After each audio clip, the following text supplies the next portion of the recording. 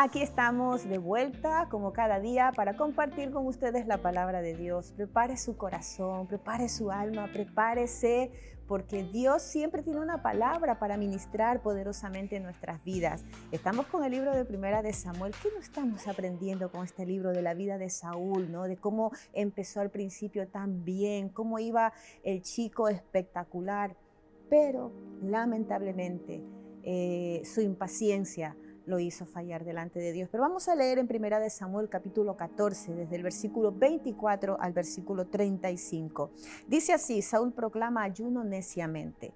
Pero los hombres de Israel fueron puestos en apuro aquel día, porque Saúl había hecho jurar al pueblo diciendo: cualquiera que coma pan antes de caer la noche, antes de que me haya vengado de mis enemigos, sea maldito. Y nadie había probado bocado. Y el ejército llegó a un bosque donde había miel en el suelo. Cuando la gente entró en el bosque, la miel corría como agua, pero nadie la probó siquiera por miedo al juramento. Pero Jonatán, que no había escuchado el juramento bajo el cual su padre había puesto al ejército, extendió la vara que llevaba en la mano, mojó la punta en un panal de miel y comió de ella, con lo cual se reanimó enseguida. En otra versión dice que entonces sus ojos se aclararon. Dice: entonces uno de los soldados israelitas le dijo: tu padre ha puesto al ejército bajo juramento y ha dicho que quien hoy coma alguna cosa será maldito. Por eso la gente está muy agotada. Jonatán respondió: mi padre ha causado un perjuicio a la nación. Mira que reanimado estoy, después de haber probado un poco de esta miel. Y más lo estaría la gente si hubiera comido hoy de lo que le quitó al enemigo. Y qué tremendo habría sido la derrota de los filisteos.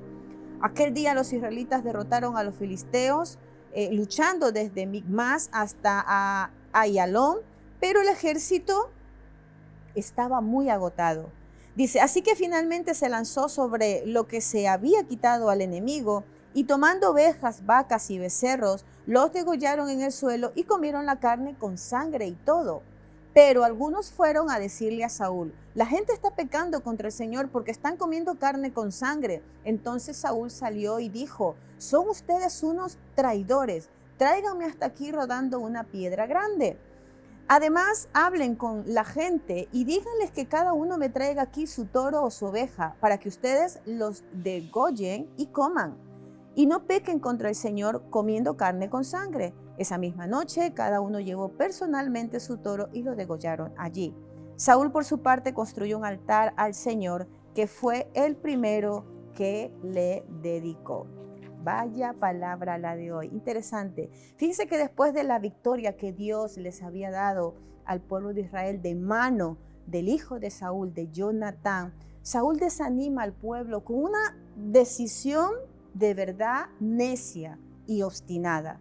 Fíjese que él solamente lo que quería era tener a su conveniencia, moverse a su conveniencia, y no le importó cómo estaba el ejército. El ejército estaba agotado, estaba cansado, el ejército estaban débiles, estaban sin fuerzas, no habían comido y todo lo que habían luchado, esta gente no podía. Y aún así, el rey les convoca a un ayuno. ¿Para qué? ¿Por qué? Porque para él lo más importante era vengarse de sus enemigos. Él salir orgulloso porque él quería derrotar a sus enemigos y no le importó cómo estaba su ejército. ¿Sabe? Y veo cómo esto me hacía ver y me hacía pensar en un tener cuidado.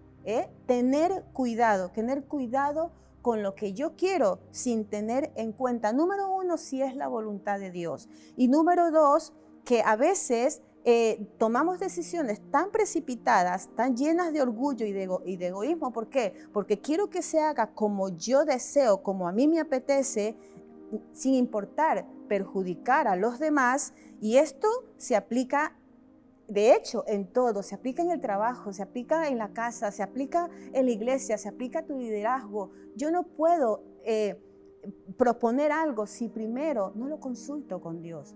Y esto fue lo que pasó con Saúl, que él proclamó ayuno neciamente. Él no le importó el estado anímico de su ejército, que estaban allí fieles, luchando por todo un pueblo, dando la cara por todo un pueblo. Pero fíjense, él les niega a sus ejércitos comer para tomar fuerzas, pero por el otro lado vemos más adelante cómo Dios les provee en el camino. Dice que entran a un lugar donde había muchísima miel. Dice que había miel en todo el suelo, que como agua se derramaba esa miel. Y vemos la provisión de Dios. La provisión de Dios a aquellos que están necesitados, a aquellos que están cansados, a aquellos que están agotados, a aquellos que ya no pueden más, a aquellos que dicen, ya me doy por vencido. Dios siempre va a llegar con una provisión para tu vida. Y esto me recordaba lo de la miel, cuando dice en el Salmo 103, dice, cuán dulces son mi paladar. A mi paladar tus palabras, más dulce que la miel a mi boca. ¿Sabe? Cuando estamos cansados, agotados y ya no podemos más, aquí tenemos la palabra de Dios que nos da fuerza, que nos da aliento. Mientras el enemigo nos quiere ver cansados, agotados, sin fuerza, desanimados, anímicamente débiles, espiritualmente que ya no podemos. Por el otro lado, Dios nos quiere ver fortalecidos, nos quiere ver levantados, con nuestras manos arriba, declarando victoria, declarando que somos más que vencedores. Pero todo esto lo vamos a encontrar cuando meditamos en la palabra de Dios, en esta hermosa miel que Él nos deja a través de sus promesas, que podamos agarrarnos de ella, que no nos dejemos llevar por lo que el enemigo pueda hacer o decir de nosotros, sino más bien que su palabra sea la que gobierne mi vida, porque es allí donde voy a tener la victoria. Le decimos gracias, Señor, por tu palabra, Señor. Gracias, Señor, porque sabemos y confiamos, Señor, que aunque el enemigo se levante contra nuestras vidas para derrotarnos, para destruirnos, Señor, tú estás allí con tu palabra, alentándonos, dándonos fuerza, dándonos ánimo, Señor, haciéndonos vivir victoriosos. Señor, nos apropiamos de esta palabra, Señor, Padre, y decimos que somos más que vencedores en Cristo Jesús, Señor. Gracias te damos, Señor. Amén y amén. Dios los bendiga.